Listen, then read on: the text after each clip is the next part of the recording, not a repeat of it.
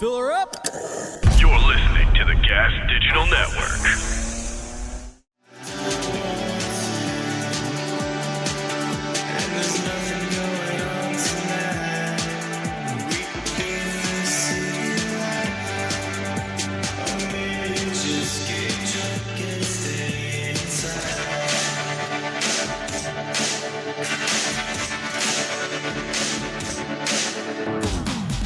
Good afternoon, Michael Malice here. Let that be your welcome for the next hour. We have with us, I think, probably our most requested guest, James Lindsay, who is the co-author of How to Have Impossible Conversations, co-author of Cynical Theories, co-author of, what's the third one?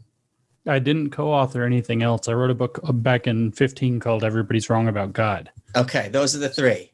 Yeah. So you are the probably biggest point man right now in our culture, taking on critical race theory, which has permeated from the universities into media, corporate America, politics. Most people do not have a good understanding of what it is. They are being explicitly lied to about what it is. A very simple example of this was during the presidential debate between President Trump and Joe Biden, and Chris Wallace from Fox, the crazy right-wing lunatics, where he says, what's wrong with critical race theory? They're just teaching people to be polite. And if you tell someone we should encourage people to be polite to immigrants or those from different cultures, 99% of people would say, yeah, I agree. I don't want to step on someone's toes if they're an immigrant and they're hardworking. I don't want to make those mistakes. What is wrong with that being the claim? You have an hour, sir. You have the floor. Yeah, that actually happened recently. I actually was invited to have like a dialogue, and then we were doing kind of like the pregame there on the Zoom, and the guy was like, no, just talk for an hour. We changed our mind. And I was like, about what? He's like, critical race theory. He's like, okay.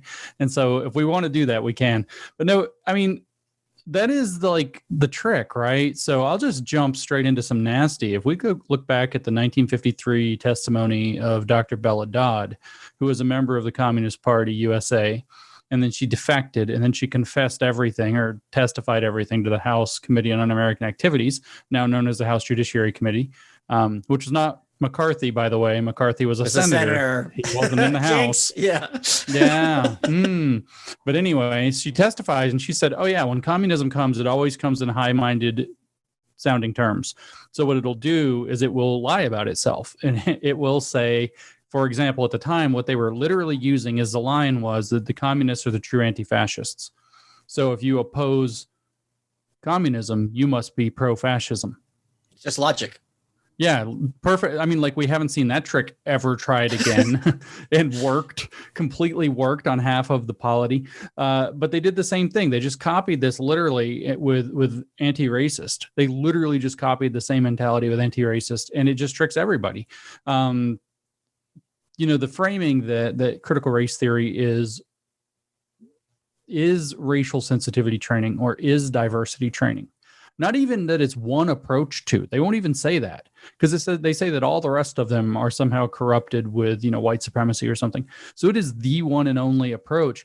That's the thing that lets the lie go by, right? They say that it is the way. If you're going to have diversity training, you have to use critical race theory, or else you're not actually doing diversity correctly, or you're not actually looking at racial sensitivity correctly. You're usually, they'll say some awful thing like recentering the needs of the privileged if you don't use their completely crackpot method to do it. So first thing out of the gate, you hear these distortions, and it is, I guess, very vaguely true that critical race theory could be construed as racial sensitivity training, but it's really racial hypersensitivity training, because its first hypothesis is that race is relevant to everything, and therefore you have to think about race all the time and its relevance to everything, which seems to be hypersensitizing rather than, I get it. You got to be careful around certain cultural issues or certain, sensitive buttons. Certainly certain language is going to be inflammatory to various people for various reasons, some of which are actually good. And you do want to kind of be sensitive about this. You don't want to be making jokes that make people feel uncomfortable, whether you knew better or not. And so a little sensitivity training even could be useful. But to start, as critical race theory does, with the fundamental assumption, its first assumption is that race is the ordinary state of affairs in society. So it is not a question of whether or not racism took place, but how did racism take place in that situation? Because it's going to be there. You're already way off the rails, right? So what it is one way to do this. I would say a very bad way to do this. And we could talk about lots of its other scary core assumptions. But it denies the fact that there are others. And so that lie right out of the gate should have people much more suspicious of this ideology than they are. This kind of ports to what happened in the 30s, when Stalin told the left party, the communist parties in Germany, to go after the liberal or the socialist parties, call them social fascists, and basically refuse to work with them. And then you, as a function, you got Hitler. And it's this kind of idea that, like, well, what's wrong with just telling a person, hey, pulling someone aside, go, when you were talking that way to your coworker, you maybe didn't say anything, but you stepped on his toes. From their perspective, that is just worsening the problem, because you're making that racist feel comfortable about his racism in a racist milieu. My operating assumption, and I'm not as knee deep in this stuff as you are, so I very much want to hear your perspective, is the Marxist analysis is that everything's a function of economic classes, right? So you have the bourgeois logic, they have polylogism, right? The bourgeois logic, then you have the capitalist logic, then you have the proletariat logic. And as a function of your economic class, you're going to perceive things in a certain way, and you're going to react to things in a certain way. Then came the counterexamples, like this guy's a proletarian, his family's been proletarians for decades. He's not seeing it this way. Why doesn't it apply here? Oh, that's false consciousness. So yes. It's like, well, it's not that predictable. But then, so what happened as a result is a lot of these union people who wanted better conditions, they wanted, not to be maimed at work. They didn't want a bloody revolution. So this was a big problem for the Marxists. And my understanding is what happened is, instead of it being as a result of class, they just crossed it out, wrote race. And it's the same logistical, logical approach to analyzing how societies work. Is that accurate? That's completely accurate. Yeah, that's 100% accurate. It's 100%. And what's really scary is, you got your capitalists here, you got your bourgeoisie. So what you've got is this idea that there are the people who set white culture, because it's all framed out in white culture now, right? And so the bourgeoisie are these good white liberal people who think that they can. That's what they call them, good whites. There's an entire book written about good white people. That's what the title of the book is, Good White People. Shannon Sullivan? Shannon Sullivan. Yeah, I quote her at length in my book, and then you're right. It's superb, because she actually goes after this very heavily from a hard left perspective.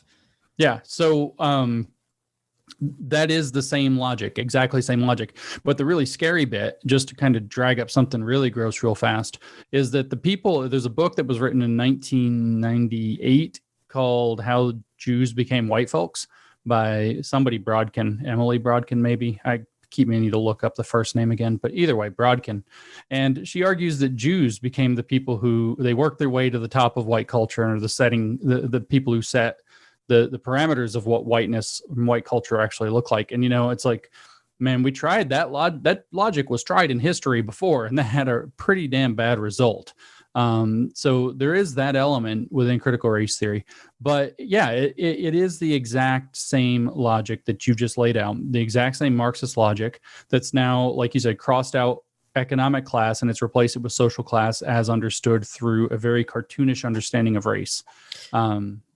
And they don't regard, the other thing I think people don't appreciate is they don't regard race literally, because in their worldview, Clarence Thomas literally is not black. Bill Clinton literally is black. It's a function of ideology and not a function of melanin or your socioeconomic background necessarily, if you can be used against you. So people don't appreciate that they're talking about race, but they're not using the word race in any, as if that term has an objective meaning, but let's pretend it does. They're not using it in anything remotely close to an objective sense. No, that's where, Nicole Hannah-Jones, the de facto editor of the New York Times now, slipped. She's a creator of the 1619 Project and basically the bully in chief over there. And so she slipped last summer. We know she slipped because she deleted the tweet soon after she tweeted it. And she said there's a difference between being racially black and politically black. And so what you're talking about is when they say black, they're talking about having black politics. You bring up Clarence Thomas. He's certainly not black. They canceled his documentary during Black History Month. You talk about Kanye West. He put on a MAGA hat, said, I think for myself. And they were like, literally, Ta-Nehisi Coates came out a couple days later and was like, you're not black anymore. So and also mentally ill. severely mentally ill. Like this is the one time they were caring about him being mentally ill. Not that he's not. All of a sudden now that they can just brand him crazy. And so this is how they think. Now, it is true that racial category matters when somebody is going to step out and make an absolute knowledge claim. So there's a difference between somebody like Bill Clinton, for example, being politically black, and somebody like Nicole Hannah-Jones being politically black, because Nicole Hannah-Jones gets to lean into lived experience, and Bill Clinton can only lean into allyship and solidarity, which are, slightly different. In fact, allyship and solidarity can be attacked, whereas lived experience is made invincible, cannot be attacked. It is the one unquestionable thing. And so this is the way that, people, I keep trying to tell people, it's so freaking frustrating. It's like, people, race is like really far down the list about things that critical race theory actually cares about. They use it. It's useful, but they don't really care that much about it. It's all really, do you align with the politics or do you not align with the politics? And that's what it's about. It's Soviet logic. It's creating that party that has the correct views, and then everybody else is a problem. What do I need to say to get you to do what I want? That is basically what can be summed up very, very quickly. Something that I find hilarious or just interesting is how many people, maybe especially like boomer conservatives, think that they will have some kind of semblance of remorse or shame if they're caught in a contradiction, whereas the basis of their dialectical thought is that reality, not that they get into this high concept, but like if you got the smarter ones, the basis of reality is dialectical, is inherently contradictory. So if anything, if there's contradictions to my thought, that's me overcoming them and creating this new Hegelian synthesis. So therefore I'm doing it right. And if you're not perceiving contradictions, you're the one who's out of touch with reality. Yeah, that's exactly right. You can't catch them in hypocrisy. You can't catch them. The asymmetry is intentional. It is part of the strategy. The self-contradictory nature of it, as you said, based on the dialectical process that's baked in and the metaphysics that Hegel laid out and some of his followers, but not others, ran with, that guarantees exactly the way that you just put it, that if you try to point out their contradictions, it's like they're gleeful about that. They see the contradictions as productive of their activism, and they do that in a variety of ways. One is exactly what you just said, is that, the assumption is that everything contains its own contradictions. And so bringing those contradictions out causes them to collide, and then you end up with this new synthesis. It's a higher order level of thinking. Another is that if the people you're arguing with don't know where you stand, you can't really argue with them. The queer theorists leaned into this very heavily. It's like, if we say something that's inherently contradictory, that's inherently queer. And so since nobody can find, there's no ground to stand on, you have to kind of just go into this kind of like Schrodinger's nothing is real, everything is superimposed, opposites are the same kind of topsy-turvy world. And while people are lost in the fog of that, they get to move the ball, and usually through force of argument, where they're belittling somebody or making them out to be not sympathetic or whatever to some pet issue. Hey guys, Michael Malice here. I want to talk to you about one of my favorite sponsors, Sheath Underwear. If you go to Sheath, SHEATH underwear.com and use promo code Malice20, you get 20% off your order. What is Sheath Underwear good for? Well, it's the most comfortable boxer briefs you'll ever wear. They've got a ton of different styles. Go to the website. You can check them out. You can get into my pants. Their fabric is made out of moisture-wicking technology. It was developed by a veteran who spent time in the Middle East where things get a little hot. What makes Sheath great is it keeps you cool, comfortable, and in place. And Sheath has this dual pouch technology for both parts of your guy anatomy. And the first time you put it on, you're going to be like, what is this? This is weird. And then you're like, oh, this is really comfortable and awesome. Great company. Is a strong supporter of the show. If you go to sheathunderwear.com and use promo code Malice20, you get 20% off your order, and you get to support independent business. And it's the underwear that supports you.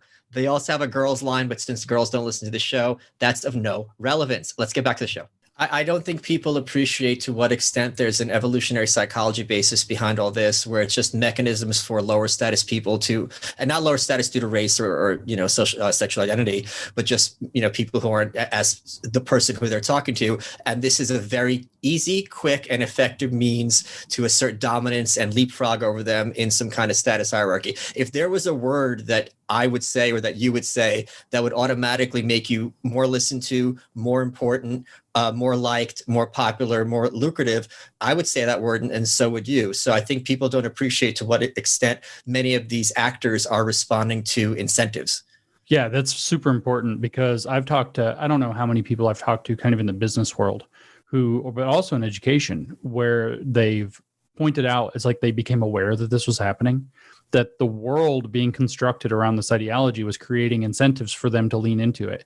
They're going to make the deal or whatever it is in a business meeting. This is a kind of based on a real story. I'm making it really vague to leave out identifying details, but they're going to make the business deal. And all of a sudden it's like, it's not quite going. And it's like, yeah, but I'm an immigrant, and that little bit of like magic power behind it's like a magic spell. And all of a sudden it's like, oh, well, we have to help the immigrant, and tapping into that, the person didn't realize they were taking up the invitation, but it was there. They knew on some like subconscious level that it would work, and they just lean into the incentive. And it's like, you can take yourself 3 inches down the road and rationalize every 3-inch step and end up 3 miles down the road before you know it, and just stand around wondering, how did I get here?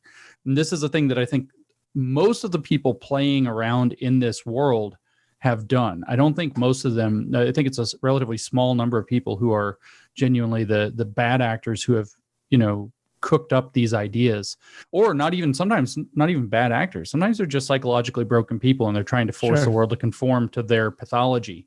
We're seeing that with Foucault right now, who, it's now coming out that he probably did rape young men and boys, as a matter of fact. And Keynes as well was another one. Yeah, so I've heard. And so, it's funny with Foucault, because he's so Nietzschean, and Nietzsche had this whole observation that everybody who's read even barely any Nietzsche knows that, Nietzsche was pretty down on the other philosophers and said, most philosophers aren't doing philosophy, they're just rationalizing their own pathologies. And it's like, that's Foucault, like, to the end. And then the queer theorists have continued it, and now we have these, like, what is it, MAPs, minor something people or something like that. It's just, I forgot what minor attracted person, is that what it stands for? Yeah, that's it is, attracted person. That's their code name for pedophile.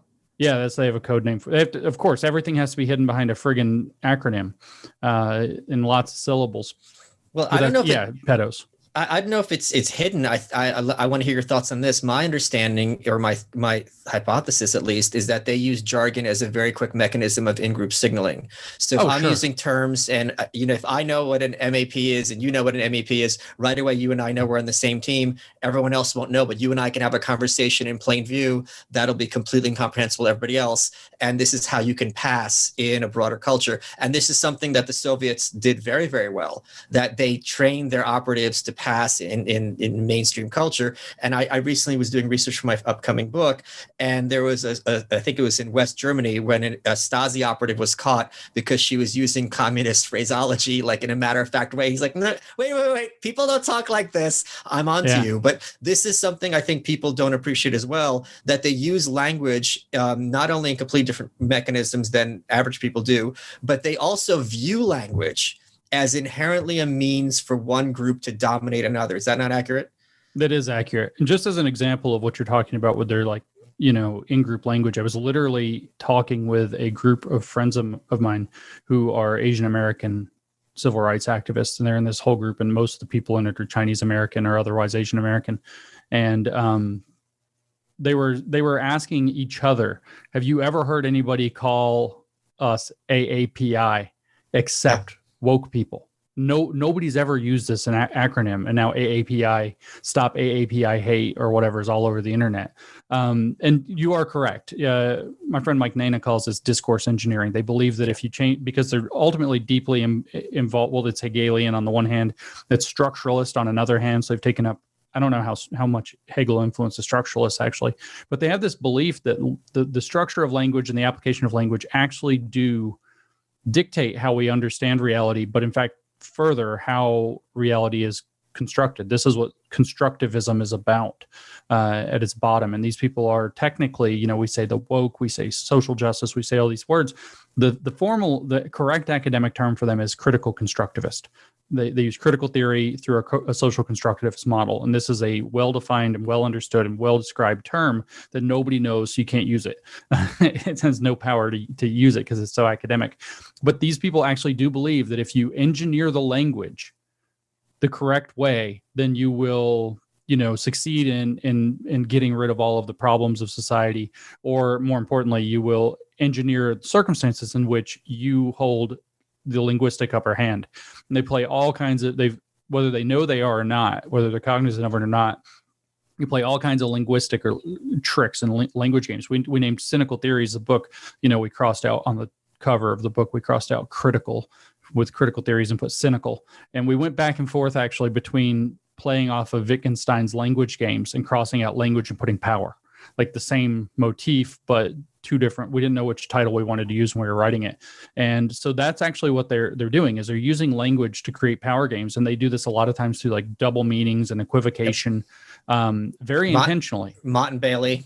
I don't know if you saw the one that came out. I saw this on the internet like 3 days ago. Somebody shared it with me on Twitter.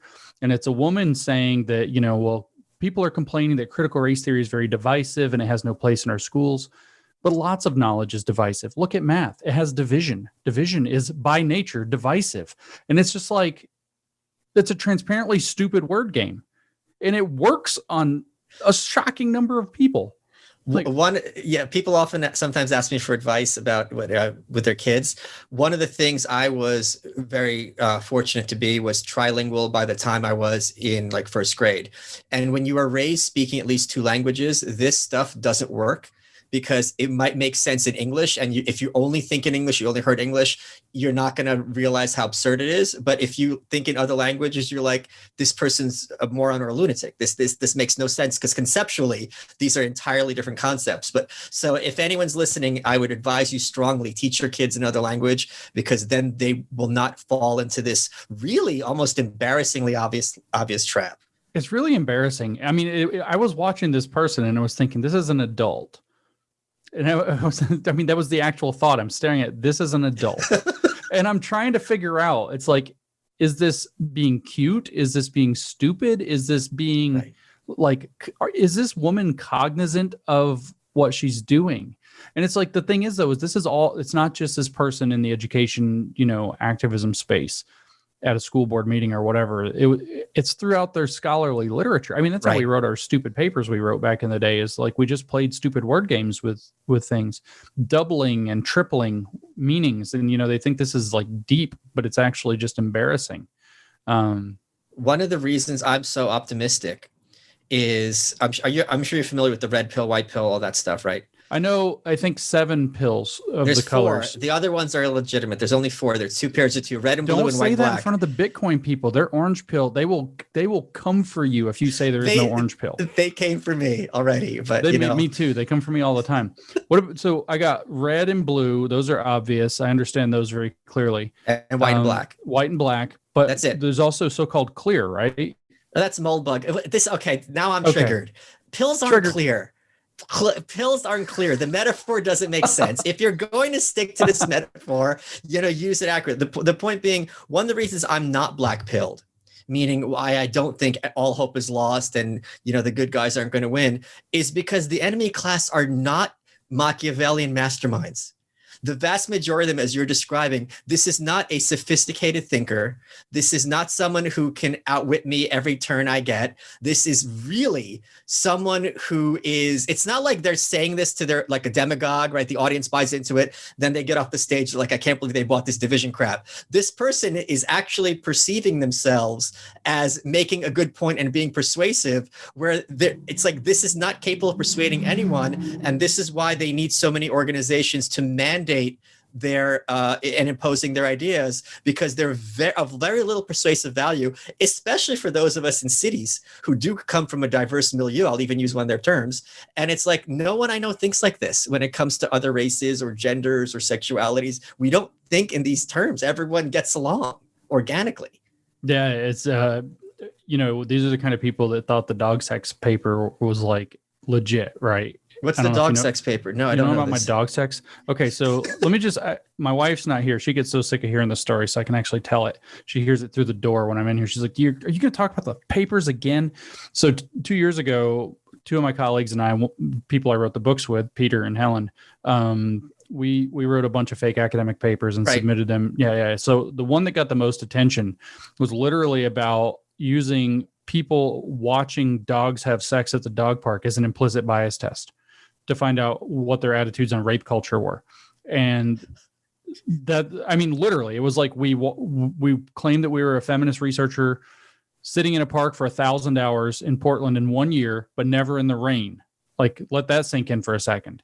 Like, it's raining all the time in Portland, except in June or something like that. And so anyway, we examined 10,000 dogs' genitals, and then we interrogated owners. We watched the dogs having sex and looked at how the owners reacted. Did they flip out? Were they matter if it was straight dog sex or gay dog sex? It was literally what the test was. And that was not supposed to tell what their attitudes about homosexuality were, but rather their attitudes toward rape culture.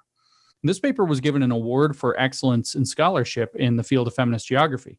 And it's just unbelievable. It's like, you are correct. That is, a white pill that I need to keep sucking on all the time, is that, these people are transparently clowns. I mean, just transparently clowns. Well, let me black pill you for a second. So is the Joker. Oh, I'm already there. So no. So what I'm saying is, just because they're clowns does not mean they're not capable of enormous harm and murder as well in the meantime. Oh yeah, I'm almost positive that's coming. I mean, I am black pilled. So, but it depends on like what time frame we're talking about with which pill. It's like, can I have a black and white pill? Where it's like short to medium term, I think we're screwed, but in the end it'll come out okay. Then that's white pilled. That's white pilled? Yes. If it's going to be difficult in the medium term, short term, that's not even a question. The question is, is it possible that the good guys are going to win? And if it is possible, then you fight on your feet and you fight for that. That's all that the white pill is. Yeah. It's not, of course, though. There's many people, especially in the alt-right, who think that, because of demographics or whatever, it's all hopeless. And I'm like, America was much worse off under Woodrow Wilson and FDR than it is in contemporary times, especially in terms of ideology and totalitarianism and all these other things. Yeah, those people should probably talk to the Latinos and see what they think about this stuff. Yeah. Oh, yeah. Not big fans. Hey, guys, want to talk about our newest sponsor, Fume, F-U-M. These are really cool. It's a great non-addictive replacement for smoking, vaping, and nicotine. What Fume is, it's a hollow piece of Canadian maple. It looks like a steampunk vape, really cool looking. They have these different cores that you stick in the end, which are infused with the benefits of the world's super plants. These are great replacement therapy. People who are smokers, who are vapors, you don't know what to do with your hands, right? You have that kind of tick. Fume replaces that hand-to-mouth action, and the different cores have different uses. Peppermint for better breathing, lavender for relaxation, made in Calgary, Alberta, Canada, with Canadian maple. If you go to fumessential.com and use promo code Malice, you get 10% off. You can subscribe for monthly deliveries. If you check out their website, fumessential.com and promo code Malice, you can start to quit smoking, which is the worst habit for your health that you can have. I'm not joking. Let's get back to the show. Talk about implicit bias. So how it's presented is, people like babies will look at photos of white people and then black people. They will somehow signal their preference for white people. Doesn't this prove that kids, even from a very early on, are taught or receive somehow racial preferences? And isn't it fair to say that it's really bad when kindergartners or very young people are going to be treating people of color in a worse off manner? Well, I mean, you would think so, except that there's no evidence whatsoever that this translates into any behavioral anything at all. No matter of fact, so the study that they like to quote on this, or a few of these that I actually bothered to look up. One of the studies they like to quote is that by 3 years old, there's already racial preference showing up in implicit bias tests. Okay. Well, the test that they did with that, they actually only did it with white children. And so they have... They have absolutely no way to rule out that it's just that the person looks the most like their mother. And I said 3 years. I think I meant 3 months, very early on. It's very early in the development, but they did not have a sufficient experiment to determine whether it's just person who's got similar skin tone to my mother. The study is really poor. What a shock. And then they did a second study that's saying, oh, well, I 6 years old this and by 12 years old that and whatever. And what they actually ended up showing is that by 12 years old, there's literally no demonstration of explicit bias whatsoever. You ask these children, at 12 years old, do you think that, white people are better than black people or vice versa or whatever? And there's no evidence of any biased intent whatsoever. And there's no evidence that it translates into behavior whatsoever. So does not show, really. Wait, let me ask you, doesn't that show how pernicious it is if it's not even showing up in the test? I mean, that's their claim, right? Right. But this is like some Freudian nonsense. It's like getting inside of people's heads and then claiming that there's some, force that you can kind of detect, but we don't really know what we're detecting. Something is being detected, but it's not quite clear what is being detected, because the testing mechanism is, what is the speed of reaction between various words or various images and various words. And, they're talking about literally tens of milliseconds of difference being indicative of something.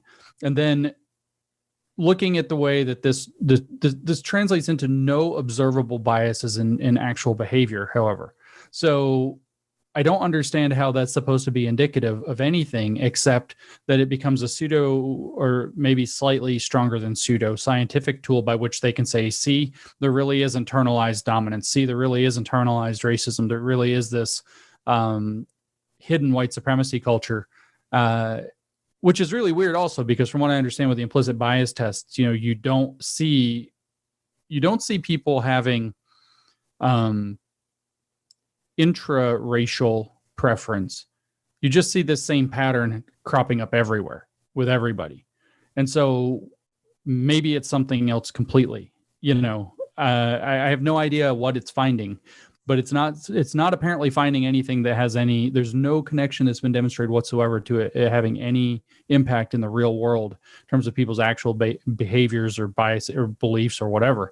And in the current milieu, if we're going to talk about current milieus where we've become so sensitive to all these things, it's probably the case that it's something that people try to compensate for already. Yep. And so if the implicit bias is as they say it is, there's a good chance that under the current social situation or contract that we're operating in, that it's probably producing a reverse result to what they're claiming. So I'm pretty skeptical of this, especially also given how easy it is to game the test, which, I don't know if you've done that, but you can do it on your first try, like literally. Is there any concern in this space? I'm assuming the answer is no, but I'd like to hear the thought process. When using the term Asia, like one of my books is about North Korea. If you go to Asia and basically try to conflate someone who's from Korea and from Japan, or to tell a Chinese person that I'm going to categorize you the same as this Cambodian or this Filipino, you would be looked at as you might be grounds for assault or at least an argument. They'd at least think you're a lunatic. But the fact that it's matter-of-factly been discussed here, whereas if you drill a little deeper, at the same time they will gladly admit that the Japanese American experience is not the same as the Chinese American experience. It's not the same as the Vietnamese experience. And yet at the same time, they'll just put them in the same basket. How do they, do they even address this kind of concern? I mean, I'm sure that somebody's working on the epicycles here on this, but, okay. But generally, no, they usually try to create political voting blocks. That's what they're usually most interested in. It's all a political ploy, and the races and the identities are actually incidental to that. So they're usually trying to create the largest block that they can. Right. As a matter of fact, what you're talking about is, well known to most people in history. The most vicious act of racism I've ever seen in my entire life with my own eyes that I've witnessed was in China, toward a guy who was with us from LA who's Korean. And like the Chinese guy, we were at Starbucks, just freaking lost it on the Korean dude because he's Korean. And then when he didn't even speak, he doesn't speak Chinese, he doesn't speak any Asian language. I don't think he even speaks Korean. Maybe he does, but he certainly wasn't going to show it. He was speaking English. The Chinese guy flipped out even harder. You're a traitor to your race. You shouldn't even be in China. And we thought we were going to see a fist fight break out. The guy's just going bonkers on the Korean dude. So what you're talking about is 100% true. And no, the AAPI, right? They're actually trying to group identities together. Is that Asian American Pacific Islander? Is that what AAPI stands for? So they're trying to cobble them together to create coalitions that are politically useful under an identity politics umbrella. You see the same kind of ham-fisted crap with LGBT, which crams together things that don't naturally go together, and in some cases, the T in some senses is contradictory to the L and the G and the B. And then when you put the Q on, it's now you're openly contradictory because those people are hostile to the other groups. I mean, so they're trying to create political coalitions out of identities. And the point isn't to get anything right. The point is to create coalitions. They even cobble together under Asians, South Asians, Indians, and because they're basically the same, no big deal, whatever. It's what's useful to create a political coalition that can become a identity block. That's all they care about is creating. I mean, you see this, for example, in Kimberly Crenshaw's paper, Mapping the Margins, which is her kind of biggest paper. It's not where she introduced the idea of intersectionality, but it's where she made it get operationalized. And so she's talking about at the beginning that what we've learned is that, a victim here or there doesn't have any political power. But if you group them together by an identity block and maybe the millions, now you have a lot of political power. So that's the objective. So certainly you would see while there may be people working out these epicycles because they can leverage a little advantage over somebody else or call somebody else problematic from within, the bigger goal is going to be to try to create, Asian American and Pacific Islander solidarity, where it all becomes one giant issue that looks like it affects lots and lots and lots of people. So let me ask the co-author of How to Have Impossible Conversations, how would someone have a conversation with someone who just graduated college and has this worldview? If they've already taken the worldview on all the way, you're kind of screwed because I don't know that it's actually possible, because I've spent a lot of time thinking about this, because they actually, if they're fully into the worldview, they view conversation as one of the so-called master's tools, as Audre Lorde had it, one of the tools of the power structure. So you see them complain about this in terms of things like respectability politics, or complaining that civility, or even the demand for reasoned dialogue or reason at all, that these things are tools of, say, white supremacy or patriarchy or whatever, and used to exclude other people. So that makes it very difficult to have the conversation with them. But in general, as one of the authors of that book, the way that you have to go into it is actually to ask questions that they're probably not likely to be able to answer. A Socratic approach.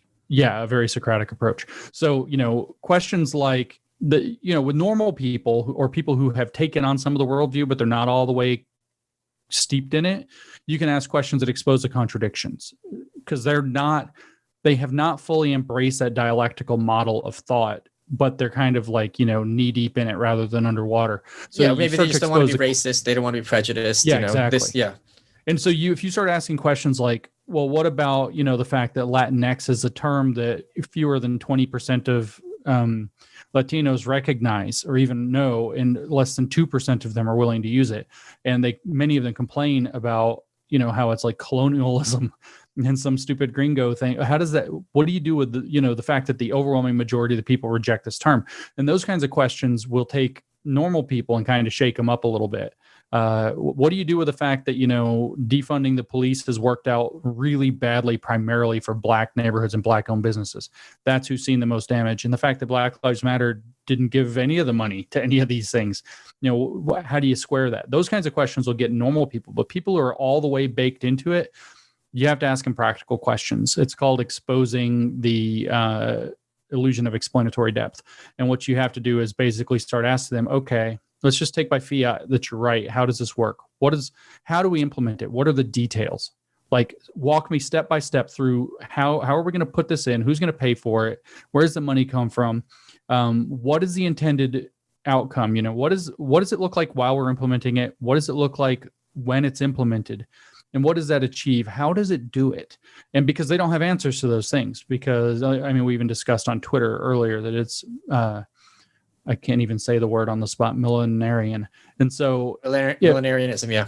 Yeah, so it just believes that when certain conditions in society are achieved, that the utopia pops out. And so it doesn't know the how. Again, I mentioned my friend Mike Nana, he's a filmmaker, so he usually describes this in terms of films. He's like, you know, they have we're going to indoctrinate everybody scene, and then they have, you know, the utopia scene, and in between is scene missing.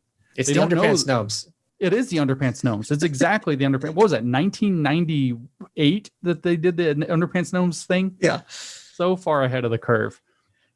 But that's the logic. It's that the utopia is going to pop out. So they don't know how. They don't have the slightest idea how. How is getting rid of standardized tests going to improve, you know, merit-based admissions for talented, underprivileged kids? They don't have the slightest idea how this is going to work. They don't have the slightest, because it doesn't. They don't have an answer. It doesn't usually work on them, though, because if they're all the way in, they're just going to scream "re" and call you a name and move along. But it does work on people who see that go down.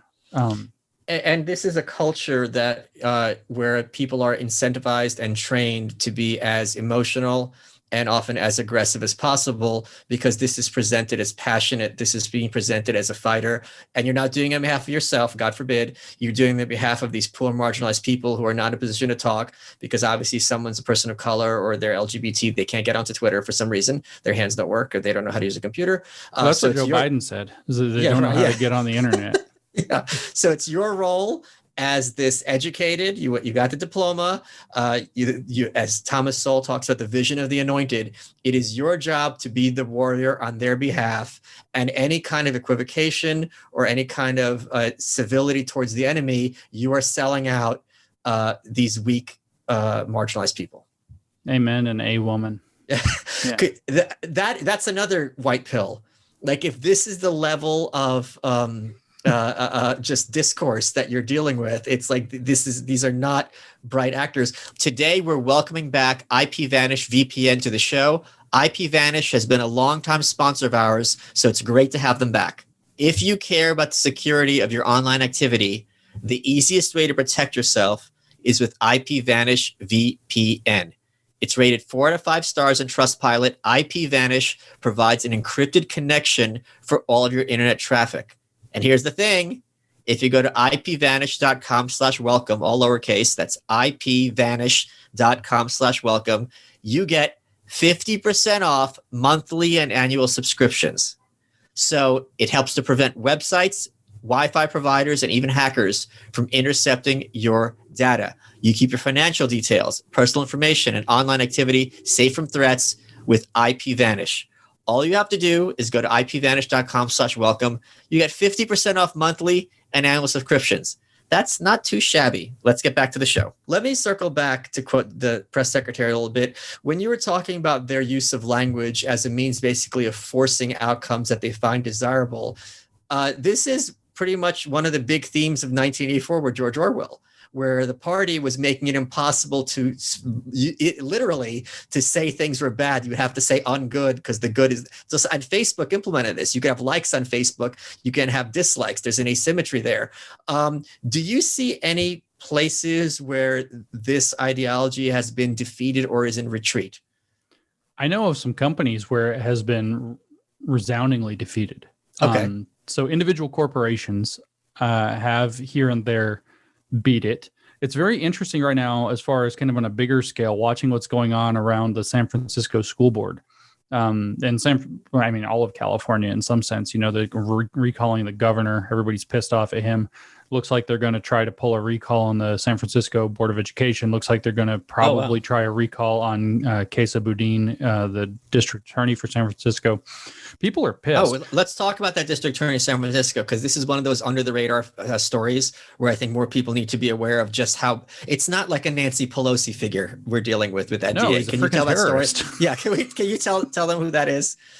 I mean, I don't know who he is as well as you do, probably. So you'll have to fill in with me. But he is if I'm not mistaken, he's a child, I should say, of actual terrorists, Right.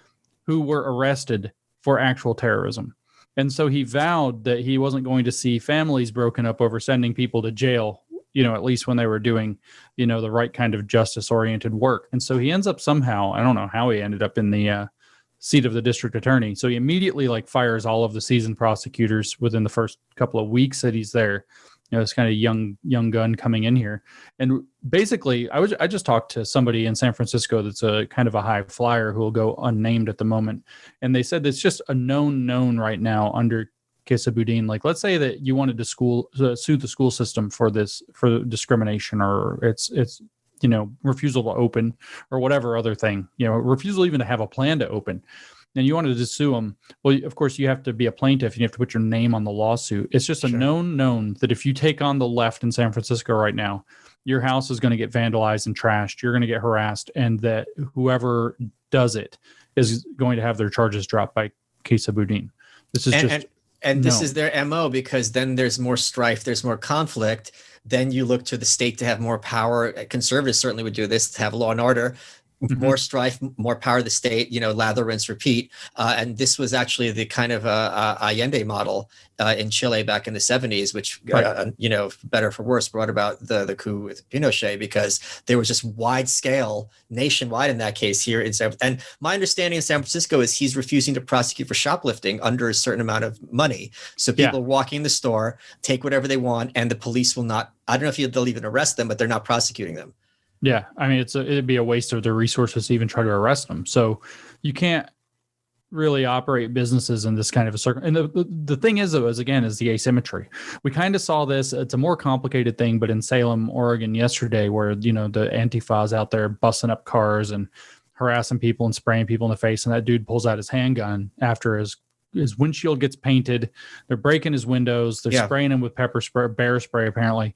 And he pulls out a handgun, and the cops who've been standing there watching all this go on and not doing anything, suddenly, on the ground, man.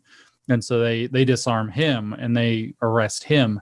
And so it's, if the asymmetry becomes the problem. I'm not saying that I'm a big fan. I know you're much more anarchist than I am in this regard, but if the shopkeeper every regard. If the shopkeeper can't shoot back, or the guy with the truck can't shoot back, and that's when you actually have a problem. Or even flash his gun. He doesn't even have to shoot back. He just has to be all right, I've got a gun, get away from my car. I'm pointing at the sky. I'm not pointing at anybody. Nope. And they would arrest him for that. And so that becomes a serious problem, because that creates a kind of instability that's going to erupt, in a nasty way eventually. And so people like Chesa Boudin, know what they're doing. They're destabilizing that society. Right. And if all it was a completely I'm just not prosecuting anything, you'd have lawlessness and you'd have various, problems around that. But we're not going to prosecute one very select set of things. And if you try to stand up for yourself, or you try to, do anything to protect your business or your home or yourself, we're going to screw you over. And then especially, by the way, when there's a political motivation that favors our side, we're always going to be cool. And when it's against our side, we're always going to throw the book at you as literally hard as we can. You're creating a recipe for a catastrophe when you keep doing that. And so Chesa Boudin is a big problem, and getting him out of that office in San Francisco really has to be a top priority for the community if they don't want that community to melt down in scary, proper, real violence.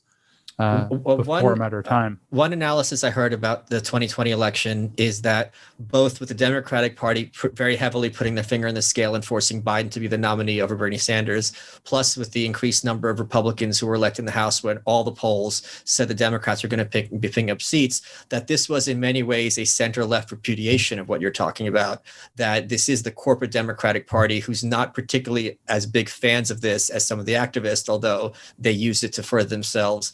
And that's who's really running the show. I mean, the proof doesn't seem to be in that pudding. There is that happened. Bernie's an interesting case, because Bernie's actually much more left-wing populist and not left-wing establishment. Right.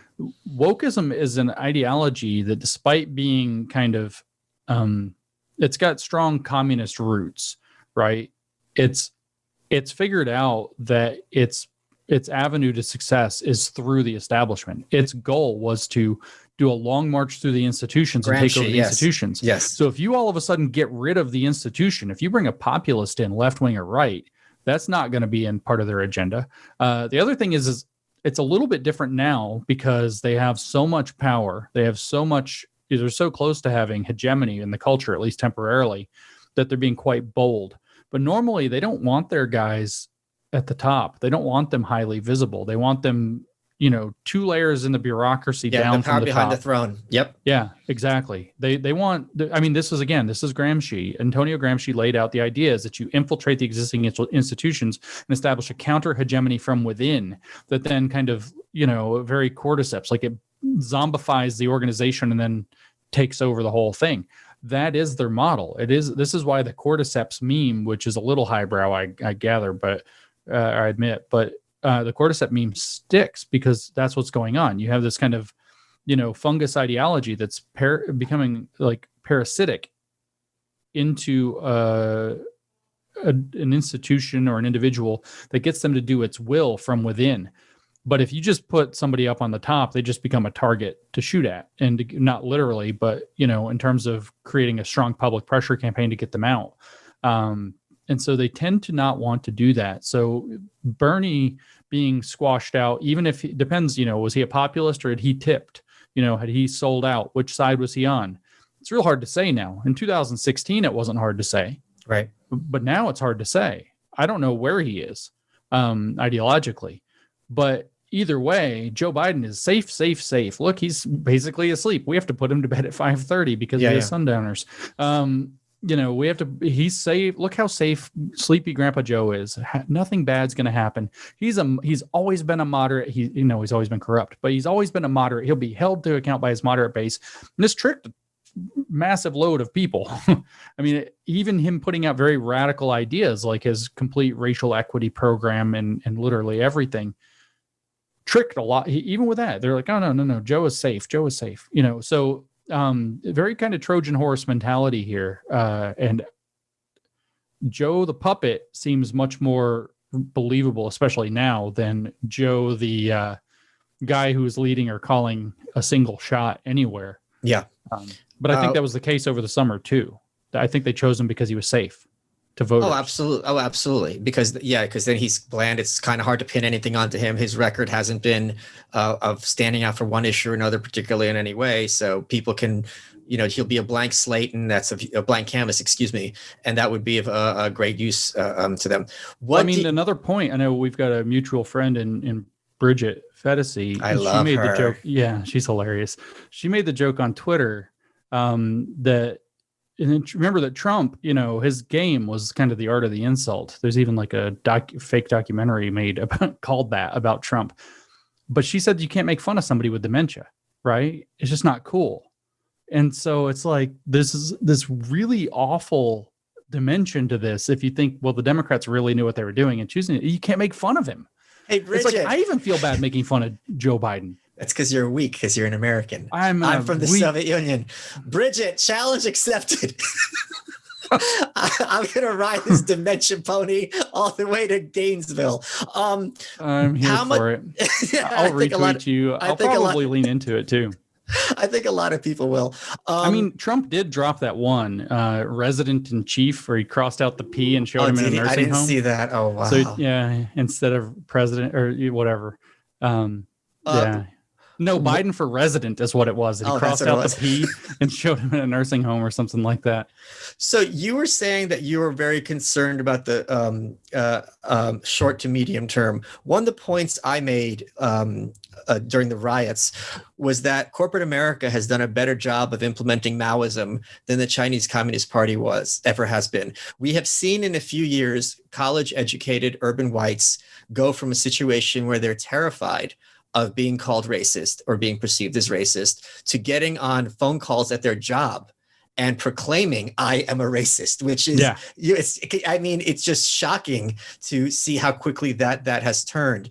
What do you see as corporate America's role in all this? And why do you think there's any hope there at all to change that ship?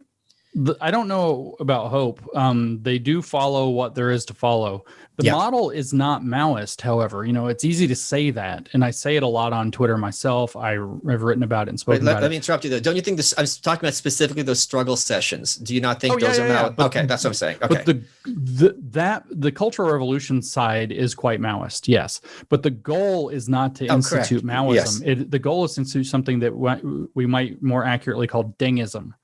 Deng Xiaoping, who followed Mao, and what he figured out was how to wed the kind of corporate power to the CCP.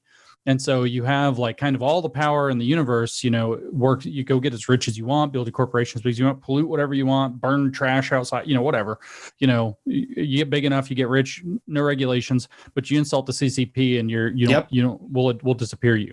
You're not a billionaire anymore. Somebody else runs your company now.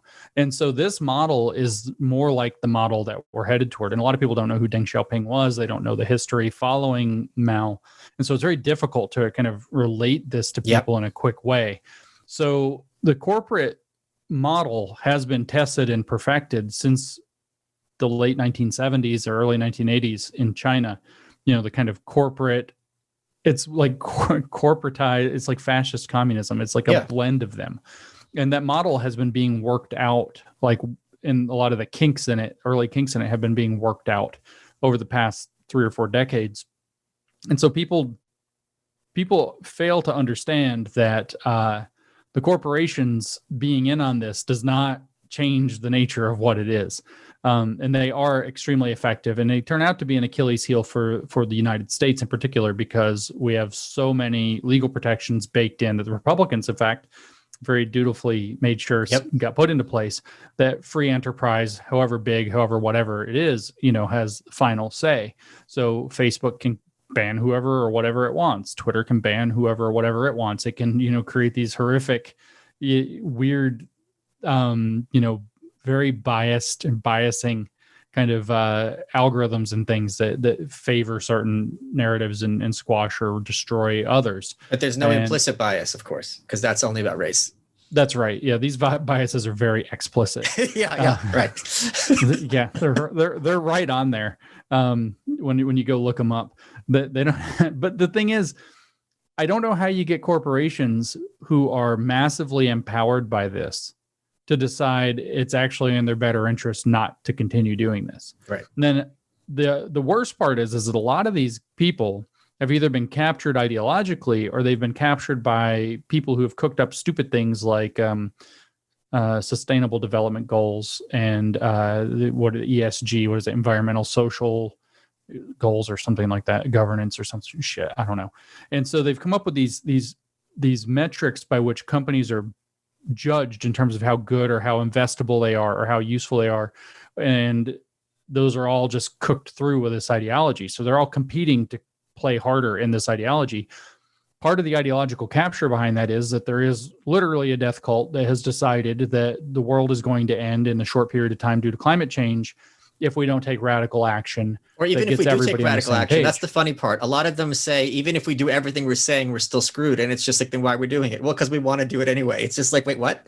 What? If you ask them, they will explicitly say, even if we implement all of this, we're still doomed. And then it's like, but then what? Wait, can I at least have fun in the meantime? Yeah, but the exactly. Well, please. But the evil, the evil is that there's a level of cronyism here that I don't even know what you do with, because just take the example of these stupid vaccine passports, right? So they introduced this idea of a vaccine passport. We could talk for the next hour about how horrible of an idea that is, but we'll take them as they are. So what happens next? So Pfizer and Moderna, right? They make vaccines. So what you're like, well, every 2 or 3 months, we're going to drop out a new vaccine that's going to make us, $200 billion. Look how often, remember, sorry to interrupt you, but those of us who had Flash on our computers, remember how often Flash had to update? Well, if it's a virus that's mutating, they can with a straight face say, it's 6 months, it's now COVID-27, you better get your shot if you want this passport. Why are you taking that chance? Your 5 minutes of your life could mean saving someone's life. Surely you're not going to not do that. Yeah, exactly. And the key here is Pfizer and Moderna are just like, walking with their monocle and their top hat and bags and bags and bags and bags of money all the way down the way. So what motivation would Pfizer and Moderna have to not be on board with this program, as kind of a evil, faceless corp that stands to make hundreds of billions of dollars a year by forcing you to get injections that you don't actually need. The business model for them turns out to be pretty good. So I don't know how this is when you ask like why, when you say white pill and I say black pill, this is kind of why I'm more black pilled. In the short term, no, I hear you. Yeah. One of the things that I'm also interested in is it's a given that Nazism is regarded as just abhorrent and horrible. I actually interviewed Jared Taylor for my book, and he found the idea of Nazism to be absolutely like insane for America. But when you bring up communism, it's regarded as kitschy. It's kind of a joke. It's kind of like, oh, it's I Love Lucy. It's like, oh, communism, ha ha ha ha. Even though, to this day, if you look at Venezuela or North Korea, which does not identify as communist any longer, I mean, the blood that was spilled in the name of this ideology for decades is just limitless. Pol Pot is another good example. Mm-hmm. My finger is pointed at the right, because you can understand why people on the left, especially the hard left, it's going to be of great use to them to have this be a laughing stock. Then you don't have to bother addressing that the blood is on your hands for what you did in the 30s. But are you surprised how little on the right are talking about just how bad this is and the consequences in the past? A little bit. I do like to... When you said that you point your finger at the right, my first thought was because they called everything in the universe communism and socialism for the last 30 years. And it's like some of that guys really wasn't. And now they're all like, see, it was slippery slope, and they just still look kind of crazy. Another aspect, though, that I point a finger at there is in the education system, which got taken over very early by leftist activists who were ultimately Marxists. And so it was in their best interest to make sure that the kids were not informed about the horrors that have been attendant to every attempt to install socialism in the world ever. Our schools of education were more or less captured by like 81 or 82 or something like that. So we're talking literally 40 years where the Marxists on some level, or Marxist sympathetic types, have run education. And then, I have no idea though, because there was all these complaints about Texas Board of Education, with all of its crazy, like, A is for armadillo and whatever, or Alamo or whatever they have to do. Everything has to be Texas centric. But they didn't, I don't even know how to put it. I never learned about communism until I was in college. I never learned about it. It was a word I knew, but that was it. I didn't even know what it meant. And I never heard of Solzhenitsyn until Jordan Peterson started talking about him. Is that right? Yeah. Wow. Okay. You just doesn't get taught. There are reasons, because Solzhenitsyn had like some pretty strong anti-Semitism in some of what he did too. So I understand why they kind of like downplay that at the high school level. But that's not why they don't talk about him. I don't think so either. I think it's because they don't want people to know how bad it is. And I think, I point at the right for calling everything in the universe that, but I also point at the left for occupying the education system and making sure that people remained ignorant of it. And then they have a much, we say the left can't meme, but they have a much better kind of propaganda game than people tend to give them credit. They're so relentlessly good using critical theory at pointing out where something went wrong and saying that capitalism did it. Yeah. And they're so relentlessly good at pointing out and saying, they don't have to say, look at this other example of a socialist place. They just say, oh, this is capitalism screwing up. This is capitalism screwing up. This is capitalism screwing up. And they do it so relentlessly and so well. You see on Twitter, the most asinine things that capitalism allegedly did. And it gets, literally hundreds of thousands of likes and retweets and things like that, which of course also is part of the game. That's largely not organic. Sure. So they're really good at the propaganda game. And communists realized at least 30 years ago that American citizens, especially, but America maybe including its intelligence communities, just don't understand political warfare. They don't understand propaganda. They don't understand how to identify it, how to resist it. I was even talking about an example on Twitter a little bit ago, which is the so-called reflexive statement, where, it was, nothing will ever go back to normal after COVID. Well, that's only true if everybody believes it. Right. Yeah. So it's reflexive. It's not true on its face. And it's not false on its face. It becomes true or becomes false. There's your kind of dialectical mindset, by the way. Becomes true or becomes false based on whether or not people believe it. And they're super good at this. They're really good at putting these reflexive statements out and making people feel like it's an inevitability. Right. And then with the right side of history argument, which side, this is inevitable, which side do you want to be on? They're super good at putting all that together in a very coordinated act of political warfare that demoralizes all opposition. Yeah. How much easier it is to fight a battle when your opponents are like, what's the point? I'm not going to win. So they're just going to stay home. That's what you want. That's the ideal scenario where everyone else is like, I can't win, or it's going to be too hard. It's like, okay, great. I took the battlefield and I didn't lose a cent or a finger. Yeah. Sun Tzu is like, haha, of course. Yeah. So this is something they're extremely good at, and they have been doing relentlessly for 100 years and improving and perfecting. And I don't think since probably the 1950s have American citizens been very good at identifying that kind of propaganda. I don't think they ever have been. I think this is, I don't know if you've ever played the game Secret Hitler. Or these other, like there's a game Werewolves, basically, or Mafia. It's another party game where you have an informed minority against an uninformed majority. And this is the Lenin model when you have a little cadre of intellectuals. Mm-hmm. And this is rent capture, right? If I'm in the sardines industry and everyone else is in the sardines industry, we just got to lobby Mitch McConnell, hey, put a 5-cent tax and give the money to us. 5 cents for 350 million people, they're not going to notice it. But 5 cents times 350 million for me as the sardine manufacturer, I'm loaded. So there's an enormous asymmetry. And same thing here. It's like most people are oblivious. All it's going to take is that small number and they can, move the earth. Yeah, exactly. I think 3.5% is enough if you have a sufficiently informed minority acting as a coordinated vanguard.